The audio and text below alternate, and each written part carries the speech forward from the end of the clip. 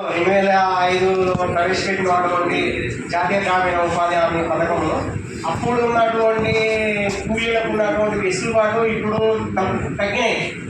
వాస్తవం ఏంటంటే అప్పుడు కూలీలకు నెట్టు పట్టా ఉండేది, మెడికల్ కిట్టు, వాటర్ బాటిళ్లకు వాటికి డబ్బులు వచ్చేది.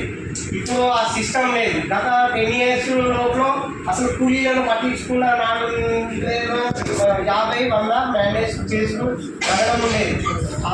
ఇప్పుడు ఈ గవర్నమెంట్ మాత్రం ఇప్పుడు ఏంటంటే సిల్స్ స్టార్ట్ అయింది.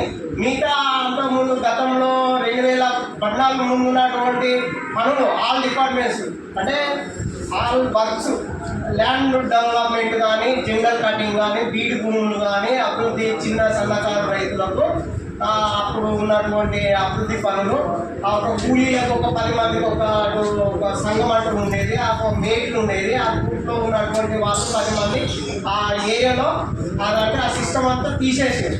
మళ్ళీ ఏంటంటే సార్ అందరి విలేజ్లో ఉన్నటువంటి కూలీల తరఫున ఇక్కడ మన యొక్క సార్ వాళ్ళకు మేము విన్నవించుకునేది గతంలో ఉన్నటువంటి ఆ పద్ధతులను ఇంప్లిమెంట్ చేసి పేదవాళ్ళు ఈ యొక్క పని మీద చాలా ఆధారపడి ఉన్నారు.